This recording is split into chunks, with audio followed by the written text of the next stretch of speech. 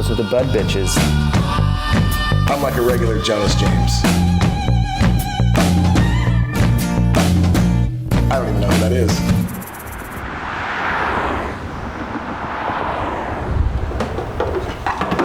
Here's the stuff that makes it delicious. That was gonna be my rapper name. Fat Butter.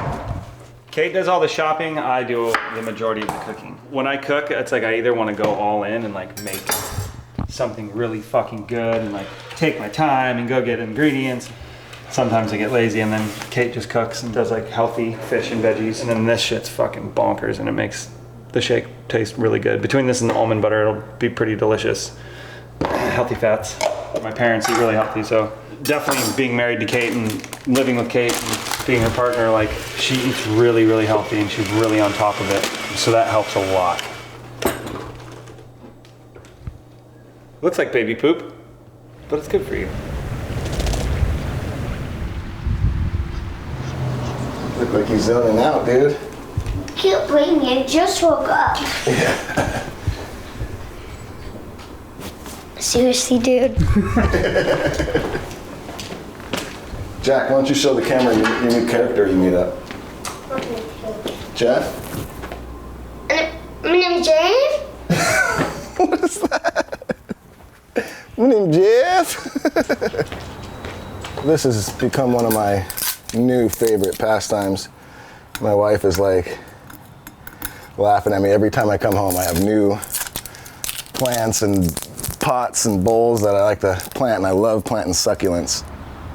Succulents are awesome, man. There's so many different kinds. They're all so cool, and even if you get, two of the same, they're never the same. Sound of change, I think, for us all is kind of when we all started to mature as musicians and really start to lock in and figure out who we are and what we wanted to do.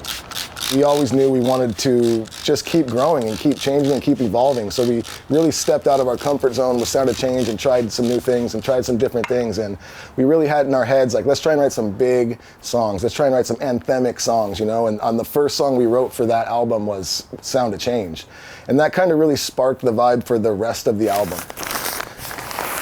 I like to do it over the grass so I don't make a huge mess. What happens, we redid our backyard, and it was just like an empty, there was nothing, and it was all white, and it was just such like doctor office vibes back here. I was like, I need plants now. So I just started going and buying plants, and I'd never really done it before. Bought so many before, and as I started doing it, I realized I'm like, fuck, I love this.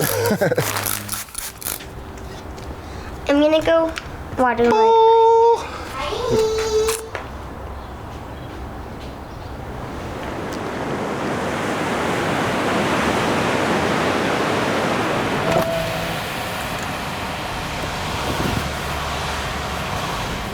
Today we're gonna go to the brewery, a cool family-owned business, and being from Huntington and all that. And they have great beer. I've saw other bands like put out beers and stuff, and always thought it would be cool to like be involved and like get to pick the type of beer and the flavor and all that stuff. I met Devin and Drew and kind of told them like, hey, what do you guys think about doing like a collab or something? They were fans of the band already, which is great. They were all about it. So I was just like, let's do this. We're here to drink your beers. That's right. We here for the beer. I don't know how we're gonna, I guess you just like soak your mask in it. This record is Sound of Change. Sound of Change has elements of hip hop, it has elements of reggae, alternative rock elements. It's just such a mixed bag of genres. Very important. It's not what you would expect from us. Where the magic happens. See all these beers right here, all these cans? Dave has some work to do. I'm gonna be putting beer in every single one of them. And then Sean is gonna be drinking every single one of them, so. He's got the first one going right here. It's a tough gig. I think this is the record that matured the band. It just kind of let us touch on different influences and different genres that inspired each member of the band and kind of bring that into one collective piece of music. There's a little bit of something for everyone in that record, you know, it's not just down one lane. This is a Duddy special right here.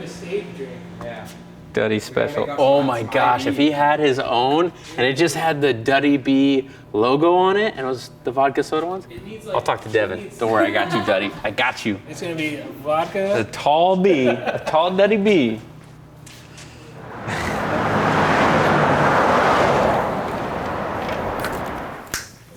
Today I'm meeting up with a friend of mine, Josh Canuti. He's got an amazing podcast called Overcoming You. How is everything? Everything's great, man. How about yourself? Fucking weird. Still weird. Is this not the weirdest fucking year in the history of ever? It's out of control. My God, Dustin. It's out of control. Yeah. He's been on our podcast before. He went through some tough times and, you know, he had thoughts of suicide and things like that in his life, but he figured out a way to, you know, overcome that, and he's using what he used to, you know, help other people. And this podcast is a great platform for that. He's a really good dude. You know a ton of musicians that are, in your opinion, way more talented than you are, but never made it. For sure. And you did. Why would you go through that? You're in a van with freaking 5 other smelly people. Well, one, I love playing music. You have to love it. Yeah. It can't just be like, I want to be famous. Like, that won't work. But it's what you said, though, those 5 smelly dudes in the band. It's who you surround yourself with. That means a lot. I was very lucky to be surrounded with not only a bunch of talented musicians, but my friends I grew up with. And sure, sometimes we all get a little negative, but we're there to pick each other up. And we've been such a great team together. I think that's what really made us all kind of push through. Yeah. To be honest. All right, cool. Thanks, man. Yep. Appreciate it again, brother. Thank you so much. All right, boy. I'm gonna show you some special, I don't wanna say special, secret ingredients. Gochujang. That shit is the bomb. Samjang. Both of those are kind of staples in Korean cooking. I'm gonna do these Korean ribs. Growing up, my first 2 friends were Korean. My parents worked and I would go to either one of their houses like after school. So I got to eat a lot of fucking great food. Uh-huh. Yeah, bitch. I think cooking is more of a hobby. Exercise is the only thing that works for me. Okay, I feel like shit. There's no way I'm not gonna feel like shit today. I can't get out of this. I've tried other things. But the hardest part of working out, just getting out the fucking, for just putting your gym shorts on and leaving the house, you've won. I think there's no way you're going through life without having anxiety or getting depressed because life throws fucking crazy shit at you. I'm not gonna tell people what this is, but this is magic also. There's something going on with our culture right now that just like too much fucking blue light, too much technology, not enough nature. I don't know what it is, too much comparison. It's a shame when people don't realize that. Like, why are you so sad all the time? You have everything.